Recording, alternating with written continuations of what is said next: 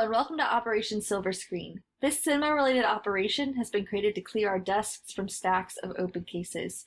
And what are these cases? Well, even being the film lovers that we are, Bryant and I still have a huge backlog of must-see films that we still need to experience. So each week we'll tackle a film that either one of us, or both of us, still need to see. We will then provide a debrief of our week's mission, giving our outlook on the film's popularity and significance, as well as providing our opinion on whether or not it's worth seeing and other fun insights. So Bryant, what was our mission this week? Well, guess what, guys? Operation Silver Screen is coming to America. Where were we before? Okay, yeah, good point. We've always been here. However, we will not be talking about that. We will be talking about how Eddie Murphy came to America in the 1988 comedy classic, Coming to America. Now, Caitlyn, this is a movie that I have seen and you have not. Is that correct? Correct. And what kept you from watching this movie? So, I just wasn't really sure if the humor was going to be for me for this film. I was a little worried that it was gonna parody the immigrant experience a little bit too much, and I just didn't know that it was gonna be my type of comedy. And then going into it this week, I was a little hesitant because I'm not a big fan of Landis, the director of this film. We've only watched one other film of his at this point. We watched An American Werewolf in London on this episode, which I know you're a fan of. I was a little on the fence about it, and another film of his that I have seen is Animal House, which I'm definitely not a fan of. And also, I did watch the episode for Coming to America on the Movies That Made Us on Netflix before coming into this podcast, and he's on that and he's interviewed on that, and I didn't really like the way he acted either. I just got kind of a bad vibe from him. So I'm not a big Landis fan, and so before I watched this, I definitely had some biases there as well. Yes, I also watched that episode from the Movies That Made Us, and I know that vibe you're talking about with John Landis. He's a bit cocky. I can see if he's egotistical. I can definitely see that. However, he did win me over with something that he said. So I'm like, all right, you know what? You seem pretty cool. You know, may got some other things going on, but I really like something that he said about making this movie, and we'll go into it later during the influence. Okay, all right. Now, I've seen this movie before, but I've seen this movie once, but twice. I've seen this movie in two parts. Like, I watched majority of this film, but I came in late, I think, and then I went back and I watched the rest of it. This is another movie in which my mom had me watch, which I'm starting to notice a lot of the movies that she had me watch were from the 80s. And this is one of her favorite films, or no. This is close. It's actually Trading Places. That's one of her favorite films. Oh, okay. I was going to say, she has a lot of favorite films that we've discussed on here. Honestly, there's just a top 5, and I think we discussed them all now. I think, yeah, until we do Trading Places. Okay. You and I already seen Requiem for a Dream, and we talked about The Matrix, American Werewolf in London. Both of us have seen Pulp Fiction already, so now it's just Trading Places, and then Predator is pretty close up there. I bet she had a top 10 to be Predator. Yeah, I know you said that she liked Hellraiser 2. Yes. And we did that one as well. Yep. Now, this is a very popular movie. I think everybody's heard of this film. If you haven't heard of this film, well, you definitely heard of Eddie Murphy. Now, this movie, before we go ahead and talk about it, I just want to let you guys know that we will be having no spoilers. When we do get to that portion of the episode, when we will introduce the spoilers, then I'll go ahead and give you guys a heads up on that. So, no need to proceed with caution. All right. Now, this movie did receive a 7.1 on IMDb. It has a 73% critical rating on Rotten Tomatoes with an 85% audience rating. This movie did this movie did receive 2 Oscar nominations for costuming and for makeup, which actually the makeup award went to Rick Baker, who we talked about before, who won the makeup award, the Oscar for An American Werewolf in London. And another award that I found interesting is that Eddie Murphy won the Blimp Award from the Kids' Choice Awards for this movie. Oh, I didn't know that. Yeah, which I don't understand Kids' Choice Awards, because they've had some movies that they've given awards to for the actors or for scenes from. Like there was a best fight scene one year, and one of the nominees was the fight scene from Pineapple Express between Danny McBride, James Franco, and Seth Rogen.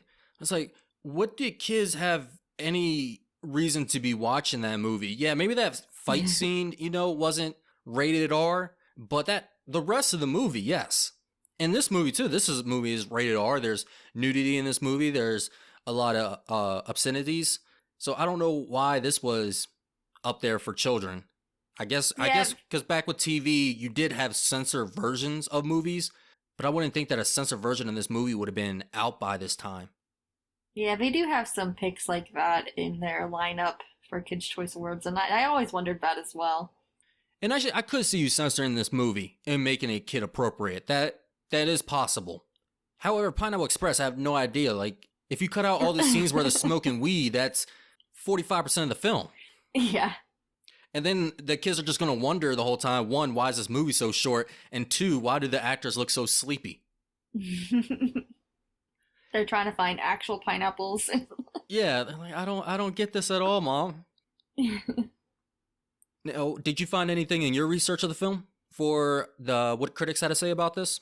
I saw that it was a box office success, which is kind of important for this film, and we'll talk about that a little bit later. But it made over 128 million in the US and over 288 million worldwide. Yeah, those are some great numbers, especially looking at the circumstances, which I'm sure you're going to talk about later on in this episode. What is this movie about? It's not just about Eddie Murphy coming to America. There's actually a lot more to that.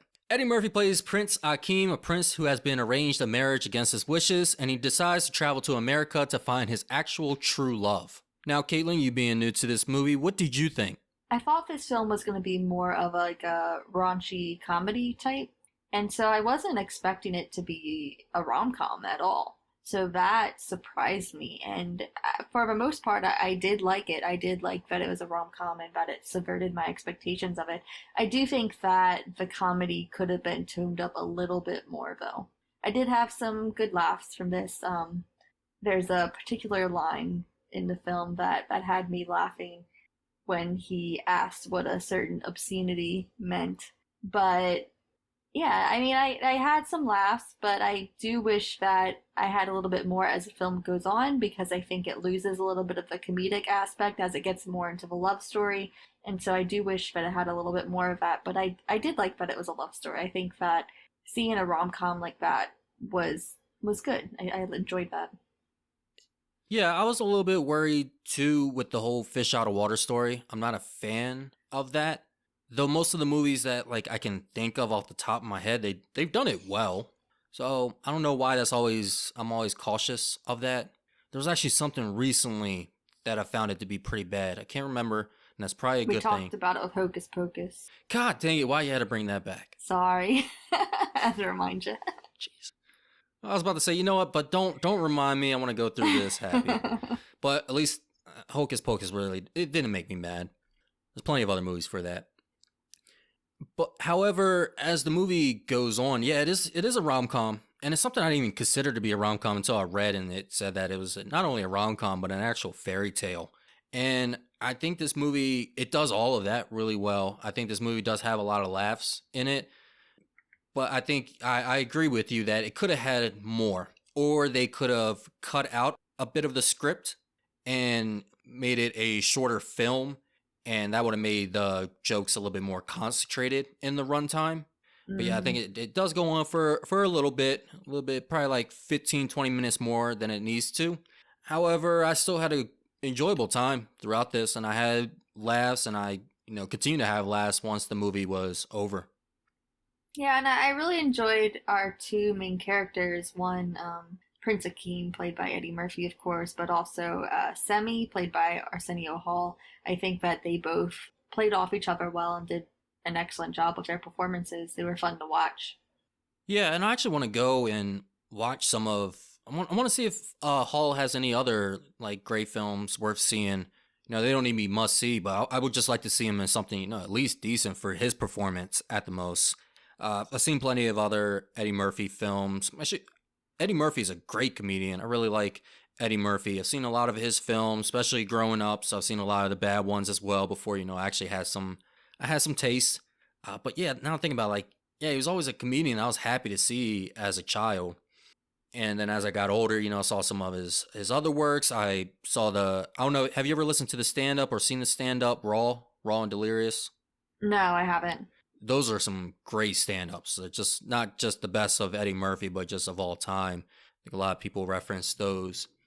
So I enjoyed both of their performances. Actually, I wish they had more, and it kind of makes me want to watch the second one to see more of them. But I wish they Hmm. kind of had a little bit more in the film. But that's not the only characters that they play. They play multiple characters in this movie. What did you think about those additional characters? That was one aspect of the movie I did not like. I think I'm just learning that that's kind of a pet peeve of mine in movies, especially since I also watched X the same weekend that I watched this. And that pet peeve being when an actor plays multiple characters, but one is just heavily maked up and under prosthetics, and so you gotta pretend it's not recognizable. And that's just my pet peeve for movies. They did the same thing with Tilda Swinton in Suspiria, and X. Like I said, that was present in that movie as well. And I'm trying to think of any others, but I'm learning that this is a big pet peeve of mine in films. So when I saw it in this one, I was like, dang it, okay. Yeah, I'm not too much of a fan of it. In X, I saw the purpose in it. I saw the purpose of it in X, and I didn't know you watched X. We should have talked about that because I've been wanting you to watch that for a while and get your opinion on it. Almost want to pause the show, but I won't. We'll talk about it in our group chat later. Yeah, yeah. So I digress on that. But I think there's certain levels of it. I think the one with Tilda Swinton and Suspiria, that one was just completely unnecessary. That one did nothing. Like there was no purpose of art in that one. And then there's times where it's like this, where some of it made me laugh, and then other times I'm like, this, it doesn't really add that much to the film. I mean, I think only one joke was hilarious to me, and it would only work by putting one of them in makeup. The other ones, I'm like, all right, you guys could have just got somebody else to do these roles. I don't see what the benefit is. And then also just kind of looking at it from a filmmaking point of view, man, this seems like it's just a lot more work for a little return.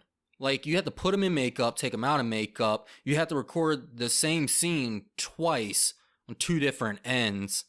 You have to worry about the continuity between the two. This it just seems like a lot more for what it's actually worth. Except again for one joke, and that's when they were having that whole date montage of talking to people at the bar, and Arsenio Hall was dressed up as one of the dates.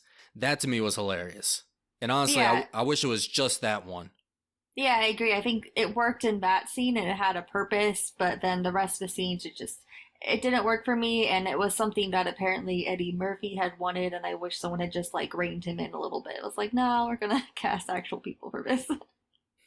I guess it I guess it saves money. That's probably the only good thing, but not that much. I mean, you still spend money on the extra takes, the film, the what's it called, the time of editing and makeup. That's probably Hmm. the heaviest of bills. But they have fun at least, and none of it was too distracting for me. Especially because you have Rick Baker who's doing the makeup job, and he's fantastic at it. I thought it was a little distracting, but more so with certain characters. Certain characters they didn't cover it up quite as much. Yeah, no, there were some better than others, most definitely. Especially when you look at it from today's definition and not 1988's definition, from Hmm. their Technicolor. How did you feel about the other characters? Because this is a huge cast of well-known and not so well-known characters. You have people like Samuel Jackson, who is completely unknown, and then you have your kind of a film legends like James Earl Jones in this movie. Yeah, I really like seeing James Earl Jones in this film. I think that was a pleasant surprise. I did also like seeing Samuel L. Jackson. As you said, he was unknown at this time. This is one of his first big roles. And so I liked kind of seeing those like cameos almost. I don't think I mean, obviously they're not really cameos at the time. James Earl Jones was for a bit, kind of. But, but I like seeing that. I like seeing actors in their like early days. I enjoyed that. I think though in general none of the other actors were really given too much to work with. with the exception of father, Lisa's father. I'm blanking on the actor's name right now, but I think that he was fun. He was kind of a little bit one note until a confrontation later in the movie. But other than that character, I feel like I said, the characters weren't really too dynamic. Yeah, John Amos plays the father, and Okay, yeah. I think he was doing a really good job. And but I really like James Earl Jones as the king. Like that's perfect casting. Yeah. And then I like the Queen too. I think the Queen did a good job for what she had. Yeah, she kind of had to play a silent role until it was her time to speak up. But just her presence felt like royalty on screen, and that was done by Sinclair. It was good to see all of these characters in this film, especially one that's predominantly made of those of color. What did you think of Lisa as a character? What did you think of her performance? And what did you think of the love story overall? This love story was kind of weak. I don't think it was incredibly strong. Like I believe it. I can see. I think it was a bit rushed, but it's a movie. We got 2 hours. We're gonna kind of rush the end of it. But I think she did good for. She was kind of playing kind of a quiet character, but she wasn't timid or anything. She was reserved. She does have a little bit more of a personality than you probably see in like most cliche rom coms. But I one thing I like is I see why he would be attracted to her. I get that. I get the love at first sight, and I get the how it grows and how he becomes more infatuated by her, and I can also see why she starts to fall in love with him. It's not so much that he's the juxtaposition of her current boyfriend, but that he does have a quality that's alluring to her. Yeah, I mean, I think they really wanted to make her a foil to his betrothed, the one he's supposed to marry. And her character wasn't all that deep to me, but I do think that they had some sweet moments. There is one moment where they're sitting outside of a party and they're having a conversation, and it is a sweet moment. And I do think that the conversations that they have with each other were good. They were well performed, and there was chemistry there. But overall, it was a little bit of a simple love story. It is definitely sped up because this doesn't take place during a long period of time. It does not, and I like that moment. That moment to me felt more like their true meet cute moment. Yeah, I agree. Another bit of comedy that I liked in this movie that I don't think I noticed the first time seeing it was the visual comedy. There's a lot of good visual comedy in this movie. And I don't mean like physical comedy in your face, and I don't mean visual comedy like just random crap happening in the background, like with Mel Brooks, even though that's hilarious as well. But there was just some things like seeing his entourage just continually going through the scene with his Louis Vuitton, or him talking about, how he doesn't want this pamper life, and then there's just two giant elephants just casually walking past the large windows. Or probably the best one is when the grandmother, mother, and father get up from the couch and they still have the hair product stains on the couch from where they were sitting. Oh yeah, what was that? I'm blanking on what that product was called. The Soul Glow. Yeah, the Soul Glow.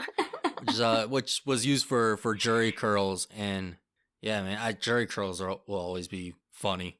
Because yeah, that's one thing about the jury curls. Like when I hear about them back in the day, unfortunately, I came in after, so I never got my jury curl on. But man, that was one thing that everybody says it was just greasy, and yeah, it would just leave spots on like couches. But throughout the movie, you like continually see Soul Glow. Like there's just a lot of little spots, which is funny because it looks like product placement. But for at least what I know, Soul Glow isn't an actual thing. Yeah, between that and the McDowell's. Yeah, the McDowell's was also funny, which was at first I was like, why couldn't they just work at McDonald's? And then I saw like, oh, the joke is that they are ripping off of McDonald's, which actually John Amos used to work at, or John Amos used to work at McDonald's. So that's where they came up with the idea, because he used to actually work there. Yeah. There is one character that is kind of in the background. There's like a female character who, it's not his betrothed, but there's another female character that's like part of Zamunda entourage with the king and the queen, but I don't know who she is, and it never really pays or calls attention to her. It's not one of the Rose Bearers, right? No. I was like, is this like a sister or something? A cousin? Like, who is this girl? I think I know who you're talking about, but I can't. Yeah, they're just kind of there. I don't know. Yeah. Maybe they're the note keeper. I feel like there's a word for that. I don't Like think so. they Like, write up she the was minutes. like dressed like in gold in the beginning, I think. Like, she was dressed very lavishly.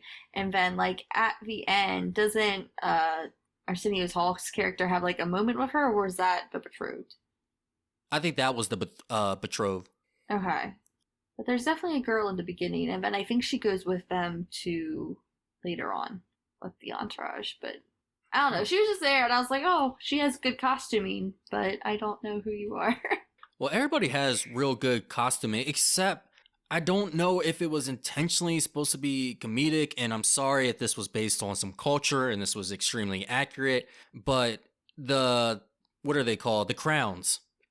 Like, both Devin and I noticed that we were watching, and it looked like an art project. Like, it had seashells glued to it, and it had these obviously fake jewels, or actually they may have not been fake because they were wearing real Rolexes, so maybe not. But it looked like an arts and crafts project. Okay. It was just kind of throw me off.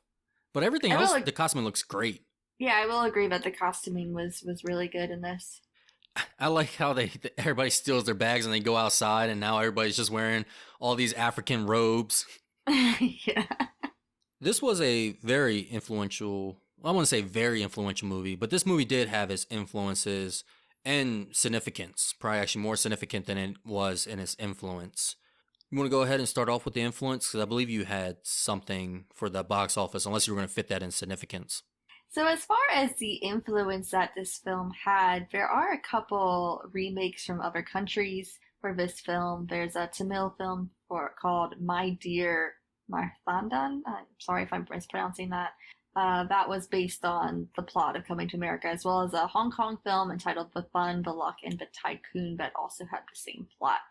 It also had a lot of influence in the music industry, and there's a lot of references and samples from the film present in a lot of different music.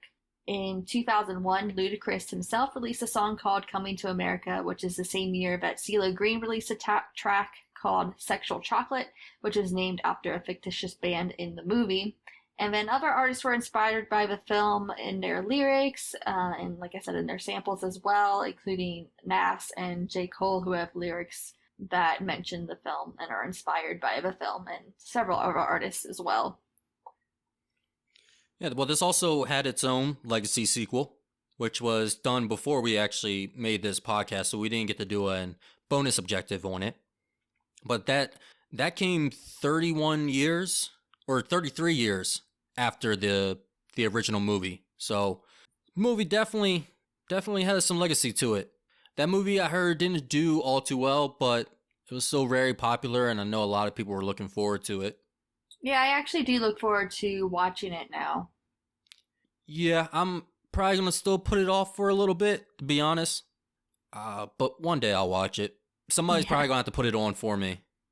I'll probably watch it on one of those days that I'm like, just need like something to, like, I've been watching a lot of those recently because like sometimes I like to multitask when I watch movies, so sometimes it's easy to just put on something a little bit more mindless and something I can kind of put on the background. Which, I mean, I still pay attention to them, but at the same time, I'm also doing stuff with my hands. I like to crochet and stuff, so it's easy to put on something and crochet at the same time. Now, I only have one other thing for influence, but I know that this is going to be pulled from your significance, so we'll just use it as the segue. We'll go right in between influence into your significance. So this is another movie that proved black-led films would earn money. We talked about it before on the show when it came to Night of the Living Dead. And it's not even just black-led films that it proved that these movies can make money, but it's just movies with people of color as lead will make money. Now, I'm guessing you actually have some numbers for, well, you already said the amount of money that it earned. And this did better than everybody's expectations, and this just kept earning money. and then it went overseas. And you're thinking like, man, well, overseas, is it really going to do that well in communities in countries that pretty much have no black people in them? And yeah, it did well overseas as well. Yeah, something that I saw was that some two things that seemed impossible to do at that time was one for black romantic comedies to do well at the box office, and also it was thought that a film with an all black cast wouldn't do well overseas. But those numbers definitely prove that a film can definitely do those things. Yeah, you may think also, well, hey, you had Eddie Murphy in it. Of course, it was going to do well. However, the films that he had before this, he was always cast alongside a white lead. So it was never him and then another black lead. And he actually requested for Hall to be by his side with this movie, and they said, yeah, sure, he's another comedian, and people love him just as well. But this was something that was a little bit unheard of, and it's good that Paramount took the chance, even though they did have one request, and they were like, hey, is it all right, if you go ahead and cast a white person? And did you read about this? I didn't. Yeah, so Hall went on Jimmy Kimmel Live, and they talked about this movie, and they said one of the stipulations that Paramount had is that they need to have a white comedian in the film. And they gave him 3 names, and the name they chose was Louis Anderson. They didn't say who the other 2 individuals were. Okay. And one of the things that helped is that they liked Louis Anderson, but Louis Anderson also paid for a meal for Eddie Murphy and his entourage, which was the meal came out to $661 at the time, which looking at current inflation is over $1,200 for a meal. And that's the kind of, he called it an investment that he made, and it paid off. It really paid off. And that's crazy. Like you can't imagine it the other way. You can't imagine like any studio back then saying, hey, do you mind if we go ahead and, put a black person in here? Though actually, no, because, well, there is one. And it was happening for a while. We don't get it anymore. But studios were putting in Chinese actors in movies when the Chinese box office was having a huge influence on movies that were being made, because the Chinese box office was second to America. So I forget the timeline. It's within the 2010s. Probably just look at all of 2010. And there was always a Chinese character in there, or a character that was ambiguous Asian, that they would have in there just to have that one person appeal to all of China, to have them something. And they would be cast on the poster, no matter their role. They may have had 2 lines, they were on that poster. Gotcha. I thought you were going to say like the black best friend role. No, because that wasn't so much of a requirement. Like, it wasn't like, hey, we need to have this in there to appeal to other races, but that was more like, hey, people seem to like the funny black sidekick, so let's just keep on doing it. I don't think it was so much like, let's go ahead and get the black viewers here. Gotcha. That was actually probably more to get the white viewers in than anything. And it's funny, it actually still happens today with Marvel. They used the same technique when it came to casting Martin Freeman in Black Panther. Mm-hmm. And that random guy in Shang-Chi. Yeah, and that random white guy in Shang-Chi that became way more important. Like, there was a perfect, like, there was this one shot. I know we were watching together. We talked about it afterwards. Like, there was just one shot when they were all lined up and he was right there. I'm like, they put that shot in just for them. And, it is, I am making a joke. Don't worry. However, it does have a bit of truth in it. And I'm not saying anything's wrong with that, because, yeah, everything should be diverse. So, go ahead, put some diversity in it. I doubt, like, everybody, like, the only reason white people showed up for Black Panther was to see Martin Freeman.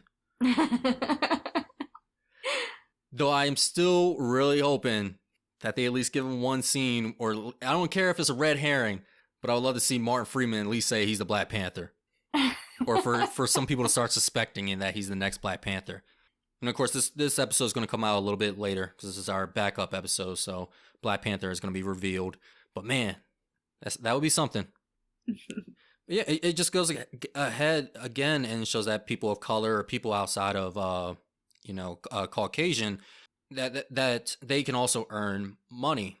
And I say people of color because I read something today, and they make a point though they were a little bit aggressive with it, but it's not just about diversity. Isn't just about black people. Yeah, black people are now starting to be more prominent in their roles, but it doesn't stop there. We need all people of color, and we've been seeing that because we saw that with another rom-com that did amazingly well, and that was with Crazy Rich Asians. They put it right out there, Crazy Rich Asians, and people still lined up and went to see that movie. That movie did great, and now we're seeing more roles with Asians. But it also goes to show that it's not just because these movies are coming out. Something different, something else that's been happening in society recently that we're now having this shift and these more roles for diversity. Because, like we saw in 1988, like we saw with Night of the Living Dead, black people already proved that they can have movies that are box office success. So something else had to change, not just in Hollywood, but in society as a whole. And that's always really positive to look at. I love hearing about it. Makes me frustrated that, it was doing this back in the day, but it further goes to show that, hey, we're evolving more. Yeah. And also this film just gave a lot of roles to black actors who were up and coming. We talked about Samuel Jackson, this being one of his first big roles. And Eddie Murphy himself, he later re-teamed up with the screenwriters who did this film, Blostein and Sheffield, on Boomerang, which was another romantic comedy with nearly all black ensemble cast. So from then on, I think he still did some movies where he was like buddy with the white character that had primarily white cast, but he also did some other movies that did have a primarily black cast. So it was good that he was able to bring more opportunities that way. Though some of those movies, half the cast was him himself. So does that count? Yeah, I don't know about that. I don't know if that counts. But going off of that, segue into what I like that John Landis said about this movie. Even though he was seeming kind of, he was smelling himself during that interview. Like that was the one time in the movies that made us that he didn't think that he had to introduce himself as a director. It was the first time a director said that, and they were confused. Like, no, you need to introduce yourself. It's like, oh, everybody knows who I am. Like, man, that's some confidence right there. Like, I admire it in a way, but in others, I'm like, yeah, you gotta kind of come down from that high horse. Yeah, he could have walked past me in the street and I would not know who he is at all. He's not, I don't know what he looks like. Yeah, actually, I think during that episode, the camera did pan down and it showed that he was actually on a horse that was balancing on a pedestal. But what he said that I really liked is he realized that he is making a black movie, but he wanted to make a black movie that wouldn't be noticed. And that's exactly what he made. And I like that for two reasons. One, he's not making it by saying, oh, I don't see color. Because that's impossible. And that doesn't show that you have tolerance. That just shows that you're just putting a blind eye to it. And then I like that he wanted to make a black movie that wouldn't be noticed that it is a black movie. So he's just making a movie that just so happens to star black people, and there's nothing to it. Yeah, there's some race jokes in here, more so towards Africans, but it's not harmful to Africans, because actually the whole thing is that these people think that Africans are not more that they're more civilized. They like, everybody's kind of making these jokes that, oh, you must be poor because you're from Africa, when the whole time, like, no, we're living lavishly, actually. So I like that.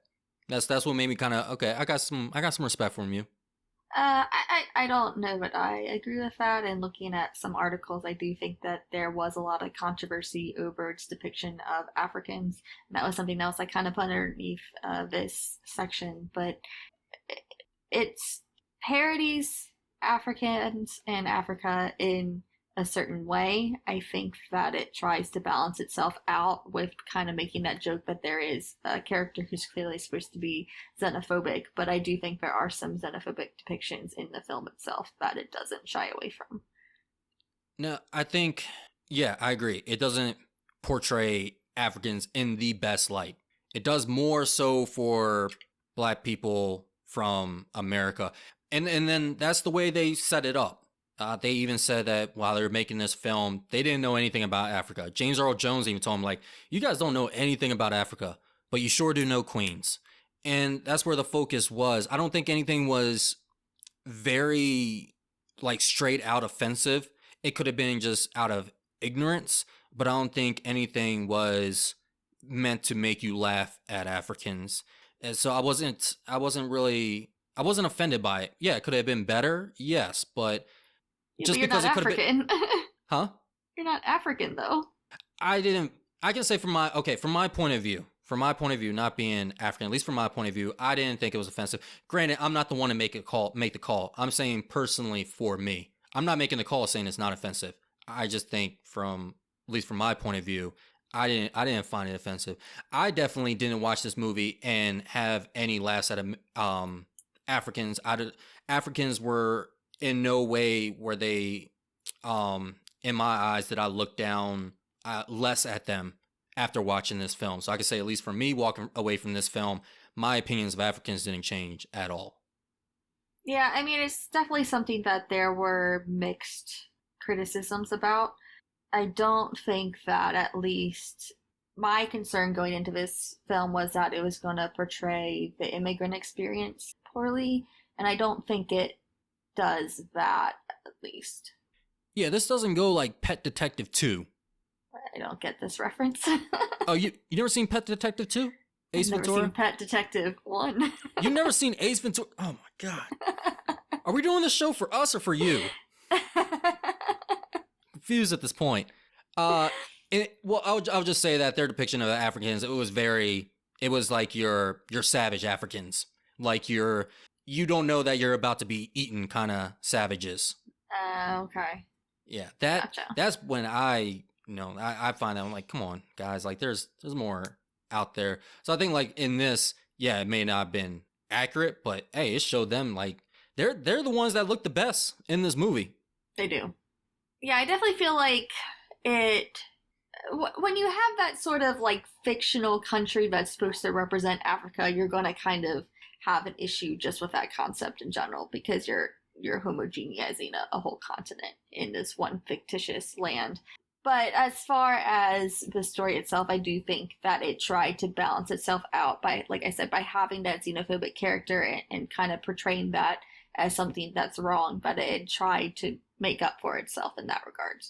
Okay. And playing a little bit of devil's advocate for the sake of argument, or for the sake of conversation, where's the difference between Wakanda and Zumbada? I forgot already how to pronounce it. What's the difference between Wakanda and this country, other than the fact that I can't pronounce one of them? Because Wakanda is like that's not at all what Africa. That's not what any place in the world is like. So where would the difference be in that? Like, where would the offense be in coming to America and not be in Black Panther? Or do you think Black Panther also it gives a little bit of controversy, a little bit of offensiveness to it? I mean, that's something that I would leave up to an African audience. I also think it probably depends on if you're talking like just the film version, or if you're talking like a more comic version. Yeah, I think that's a nuanced question that I don't necessarily have an answer to. Okay, I know, like with from a Mexican perspective, something that I learned recently, but I didn't realize that kind of irritated me, was that Bane in the comics, he's not actually Mexican. He's from a fictitious Latin American country that doesn't actually exist. Because for me, that's not good representation. So that's kind of my take on it, but I don't know that necessarily... it's hard to say that this is a blank off statement that applies to every made up thing. It's going to depend on how they present themselves, and it's going to depend, of course, on that community and how they view it. Okay. No, that's a good answer. And yeah, it's definitely not going to be us to make the call. Like I said, I just think that it still puts them in a good light. It may not be accurate, but it's still a good light. And the whole Bane thing, I have something else, but that's a whole nother conversation. They need to do a comic book show. Yeah. I was just very disappointed by that revelation I had. Like, you put him in a luchador mask, and I'm like, oh yeah, Tio Bane. Well, I mean, Black Panther isn't from an actual African country. Yeah, I know, but I'm just talking about for me personally with Bane. Oh, okay, because this whole time you thought he was from Mexico? I thought because he does have a luchador mask, so I guess it's more... Yeah, I thought thought he was pinpoint. Mexican, so when I learned that he wasn't, I was really disappointed. Is he from Mexiconda? Yeah, Mexican Day. And actually, while we're here, while we're wading our feet in the water, let's just talk about the last controversy in this film. Probably the one that I think most people are aware of is Eddie Murphy plays a lot of characters, and in this he plays a Jewish man as well. It's got the accent down, the dialogue, and he's in full makeup. He's in whiteface. I mean, it's not his face and it's white. What did you think of that? I feel like that's also another area where it's kind of just going to depend on, how you personally feel being a member of that community. I mean, I will note that it was a role written by someone who is Jewish, and they got some of the lines from someone who is Jewish. So, I mean, I think that's a nuanced situation as well. I'm going to go ahead. I'm going to stand there back with you. I'm going to stand back. I'm not going to, because that's a hard one to say, because I'm not in that, like I said, we're not in that category. But I will go ahead and just for the audience, I will let them know what the argument is that was made. Some points were made that you said that it was made by Jewish writers. They got dialogue from his Jewish father. And then also I saw another argument that it was kind of a response to blackface, like kind of how Jewish men before have done blackface. So it's kind of like, hey, we're doing it back at you, kind of, all right, now we're even. And then it ceased. And I don't think, and one of the things I think the difference is between that and blackface is that, I mean, they're not really making fun of the Jewish culture here. They're not making fun of the race or the religion. Actually, they're not even doing any of the Jewish stereotypes. There's not him like, I'm not even going to say the stereotypes because you guys are going to cut that out and come after me in like 10 years during my political campaign. But they don't do any of the stereotypical jokes that they could have done with him.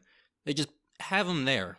It's just like kind of said and done. When blackface was used as a way to put black people down, and it was a way to bring an ignorant, dumb character up on the screen for everybody to laugh and poke fun at. So I would say that him pretending to be a Jewish person, that was not in this case. That it was not to bring a culture down. Why did they even have it? I don't know. That part I can't answer for you, but I can say at least it wasn't to bring anybody down, or it didn't seem like it. Now, granted, if you're Jewish and you think it does bring them down, then by all means, I'll be interested to hear your response, and two, I'm not going to say you're wrong to be offended if that's if that's where you fall in. Yeah, I mean, I will say it's a little bit caricatured by just how Eddie Murphy plays it with his accent. And I think that also is just a very sensitive issue right now, because I think we've seen a lot of rise of anti-Semitism recently. So it's definitely a sensitive topic and it's going to be very nuanced. All right. After 3 times, you can't say that word anymore. You already filled up the jar for nuance. Now I can say it 2 more times. I can. Oh, okay. All right. Yeah. Once I remember the definition. But yeah, so I'm gonna take a step back now with you, Caitlyn. We're just gonna leave it up to you guys to decide. We're not gonna say anything because we're not Jewish. But that's it for controversy. Other than that, man, everybody has a good time with this movie. I mean, I will say that there is some casual sexism in it, especially with like the beavers. It's definitely a very male-focused film, and I mean, it's nothing that I didn't like. It's something that I would expect though from a film at that time, especially a comedy film at that time. So it is what it is. Yeah. Actually, I thought about that too, and I was actually thinking about what your response was going to be to those beginning scenes. Yeah. The other significance to this is that now this is something I think everybody can agree is not offensive, but we're tired of. And I think some people were actually offended by these movies. This was the first time Eddie Murphy played multiple characters. Maybe the only time that it was well done and was tasteful in some ways. And I don't know if any time before this, because he was inspired by Dr. Strangelove, or How I Fell in Love with the Bomb. In that movie, it was a character playing multiple characters, and Eddie Murphy liked that idea, so he did it for this. And then he did some more movies, and then some other black comedians did some other movies, and it was a weird time, guys. All right. Big Mama's House by Martin Lawrence. Weird. Then we had Nutty Professor, which I've seen all these movies, by the way, as a kid, and no, I will not be revisiting them. Nutty Professor was when he got into the fat suits. And then that's when we started having other black comedians getting into fat suits. Because Martin Lawrence, like I said, did Big Mama's House. And then for like one of the sequels for that movie, he got another black comedian to also get in a fat suit. And then there's another one that I can't remember the name of, but they also got into a fat suit. There was also with Eddie Murphy, Norbit too, right? Yeah, Norbit is probably the most notorious one. I'm not even. I wonder if Norbit is when he finally stopped. I hope so. Hopefully, that one was awful. That's probably why it's believed that's why he did not win that Oscar that year, because of Norbit. What was he nominated? He was nominated for Dreamgirls, supporting actor. Okay. And it was like, are we really going to award? Because then they could put that on the Norbit, like the Norbit poster, featuring award-winning actor, supporting actor Eddie Murphy. And because he had multiple roles in that, he could say it again. So they could just keep saying it with the characters. Also, Eddie Murphy did this with Jack and Jill, which was also another atrocious movie. So not just black actors. And then you mean Adam Sandler? Who did I say? You said Eddie Murphy. Yeah. See, that's how many Eddie Murphy characters there are. I don't know who's not Eddie Murphy. Can't tell if there's between Adam Sandler and Eddie Murphy. I feel like at the end of this episode, or like in this episode, you're just going to pull off your mask and it's Eddie Murphy the whole time. Surprise. Yeah, so Adam Sandler. And then Marlon Wayans did, I believe, last year. He played multiple roles. I'm not sure if any of them were fat, but he did play multiple roles. Yeah, that's a trope I wish would just die and stay dead. Yeah, and all of that was done by like the great Rick Baker. Nutty Professor 2, Electric Boogaloo, whatever the subtitle was. And even Norbit. They had Oscar. I don't know how many Oscars he won. At least 2-time winning Oscars. Rick Baker doing the makeup for Norbit. Oh boy. Eddie Murphy must be a great friend. Because I want to do that for you, Caitlyn. I don't even have Oscars, and I want to do that for you. That's fair. Anything else you have for significance? No, I think that's all I had. Okay. Well, this is also, I have one more. This is sort of the return of John Landis. It's a little... Now, John Landis did have a bit of a... He actually had a great career before this movie already.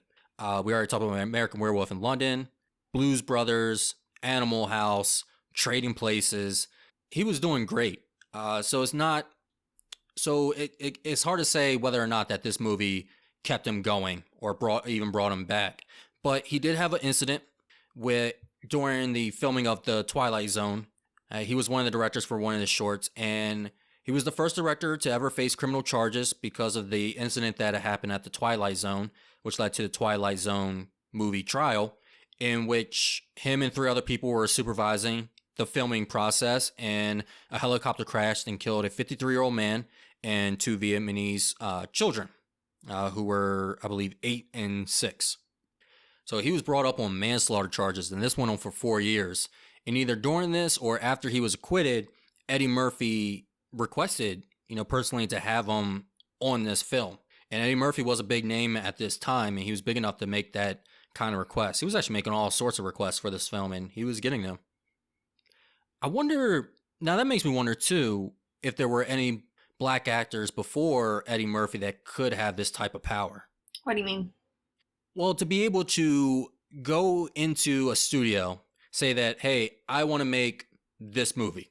And they said, okay, by the way, I want my friend and comedian and also an actor to be by my side as the co-lead. Mm-hmm. And I want this director.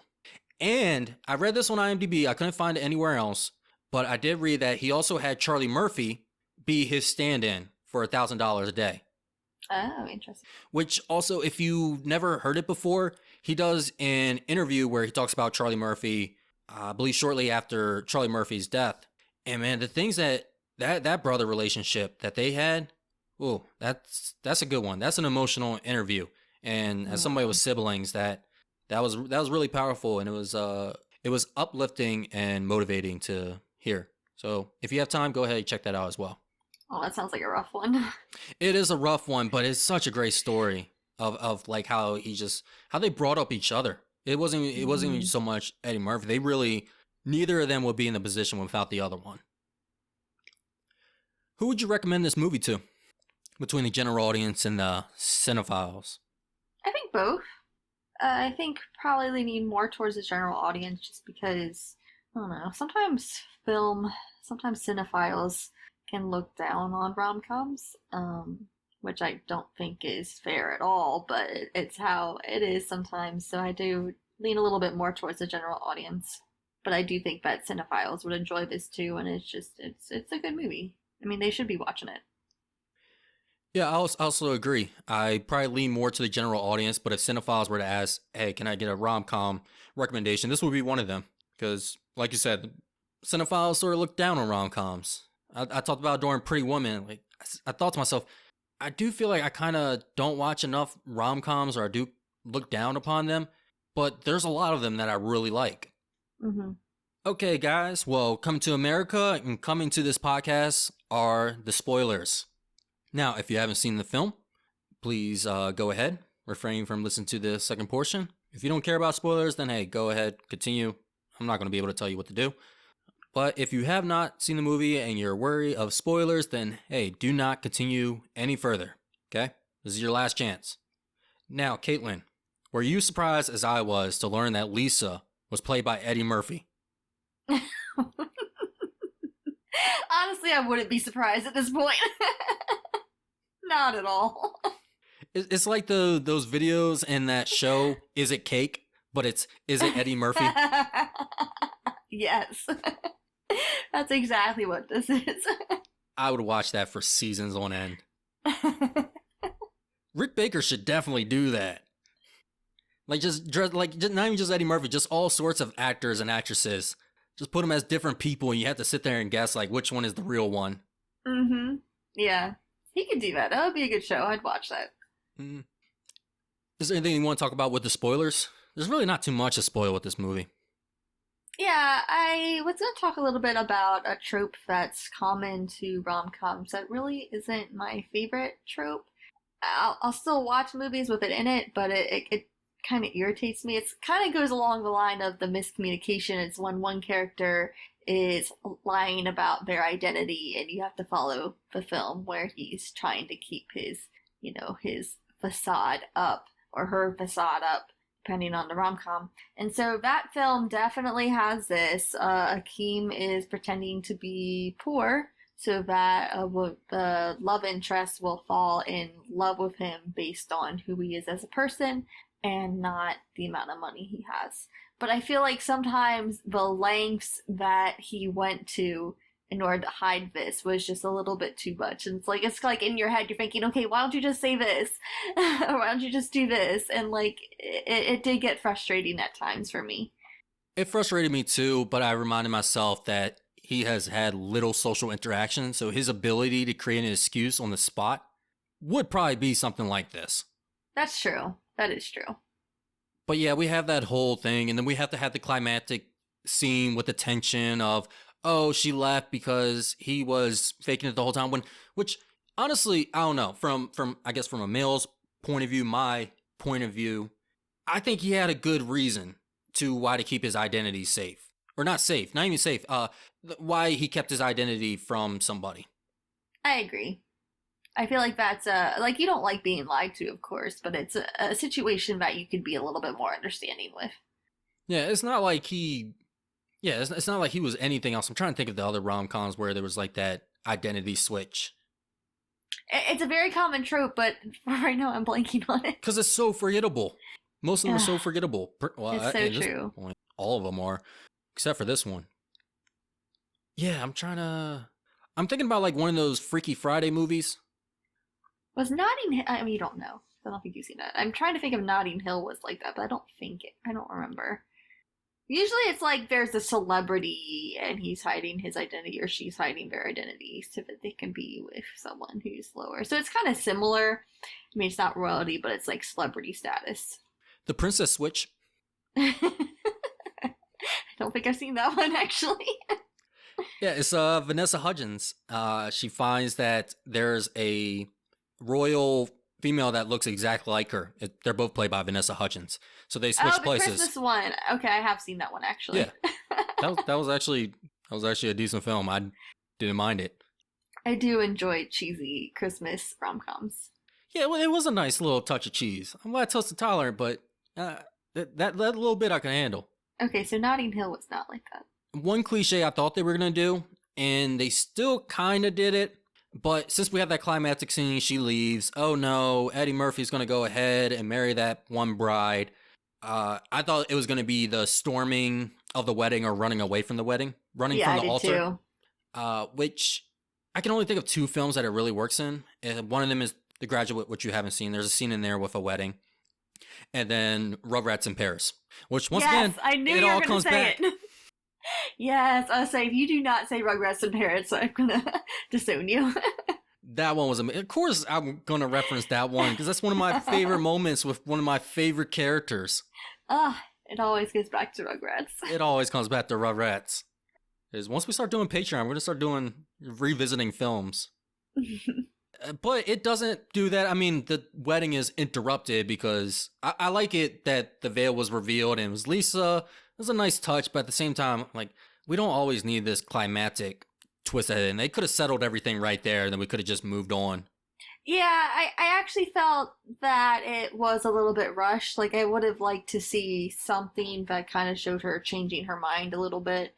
It was just like they had this big, long conversation on the subway, and then next thing you know, they're married. Like, there wasn't, like, there needed something to be in between. That's why I said it was rushed. I was like, Hmm. these two really got married, and they're really saying I love you. They went on one date. Yeah. Like, I know Daryl was a jerk, but he wasn't like that much. Though I kind of wondered why she even got with Daryl. But then That's what I never understood. Like, I don't understand why she was with him for the first place. as the movie went on, I did see it. I was like, okay, he doesn't really have a charm to him, but I can see him being like a smooth talker. I can see how he got his foot in. I don't know. I didn't really see that. Yeah, I mean, I was stretching a bit, but I was like, I can kind of see it. Yeah, that went a little quick with but that's when I said, hey, it's a rom com. Sometimes we go straight into the marriage. I do like her response at the end when he said, I will still give this all up for you, and she just goes, nah. I did like like that too. Like, let's be a little bit serious here. Yeah. Yeah, one being a little bit serious, but also like just that kind of response. It was a genuine response. Yeah. I mean, I think the whole, like, jump right to marriage, it does have that fairy tale quality. It is a fairy tale. Yeah, that's probably where it's the most fairy tale. Another thing actually that I liked, crap, I should have talked about it during when we didn't have the spoilers, but talking about that fairy tale, I like kind of the reverse of roles, how we have a male who doesn't want the arranged marriage. And I like how just throughout, he's a very likable protagonist. Yeah, definitely. So it's like, yeah, man, you kind of like, I'm not gonna say anybody really deserves it, but if anybody was to have this true love fairy tale, it'd be this character. Yeah, he's just generally a nice. Sorry, reset. I said generally instead of genuinely. I do that a lot. It kind of worked. Yeah. But he's just genuinely a nice guy. Like, he's a good character, and you want him to succeed. Yeah, definitely. So, yeah, I really like Eddie Murphy's portrayal during this, especially when Eddie Murphy can play somebody who is loud and makes a lot of jokes. Like, he's that type of he can be that type of comedian. But here he really brought it down, and I feel like for somebody to be as big of a star as he was, especially as young as he was, because he was only 27 when he made this film or when it was released. Yeah, for him to be able to dial it back and allow other people to have the comedic moments and to be the louder ones in the situations, I think that shows a lot with an actor. Yeah, I agree. And I think that also kind of goes back to how this movie wasn't what I expected. Like I said, I kind of expected to be a little bit more of a raunchy comedy, a little bit more louder. And so I really appreciated that it still had the comedy, but it was something a little bit more sweeter in the story than what I expected.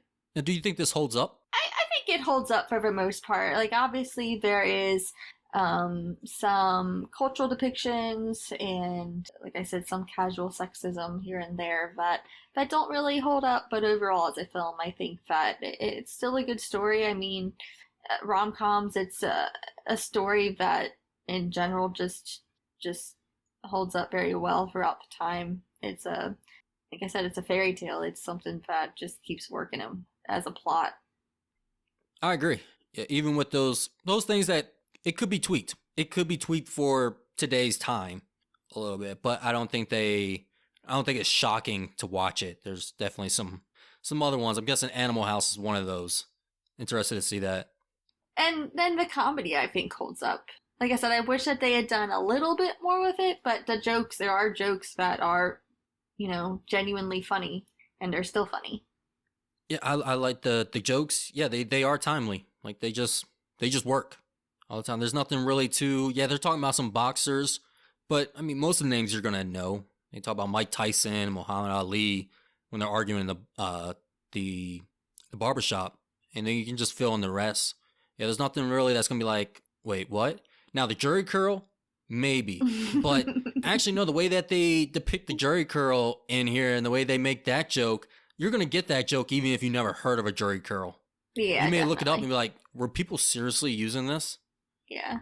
Yeah, I think that the way it definitely tells it well that you understand what's going on and what it is. So, what do you rate this film? It's hard for me. Actually, no, it's not really that hard. I'm like torn between the B and a B plus. But I think I'm going to go ahead and give it a B. I think it's just a really solid film, and I enjoyed it. Yeah, I wish I could be different, but no, I agree with you. This is a B. This is a good B film. And B is good. Like for me, a B is good. Yeah, no, a B is It's like great. great. Yeah, this is a great B. I know on Letterbox I've been like looking at my rating system and I really rate movies really low. But then I'm thinking like it really takes a lot to be a 4-star film for me on Letterbox. Like it really, really does. Like if I like a film, it's usually gonna be like a 3 or a 3.5. But like a 4-star film is hard to get. And then it's way harder to get a 5-star. Like those like don't come out very often for me. Yeah, because a 5 star is like perfect, and like Yeah. 4.5 is like a high. Is a 4.5 is I guess like A territory, a little bit low A, or no high A. Yeah, that's why I don't like the 5 star system. Because if you Yeah, actually it's turn it hard. into a percentage, then yeah, because a 3 star would actually be 60%, which would be a D. But what I would give a 3 star, I would give like a C plus, because that's average. Yeah, exactly. Yep. A 3.5, I would give to some B films. Mhm. Yeah. Yeah, that's why we don't do 5 stars. That's why we just do letter grades. Yeah, I'm glad we're not doing 5 stars because it's too hard. It's way too difficult.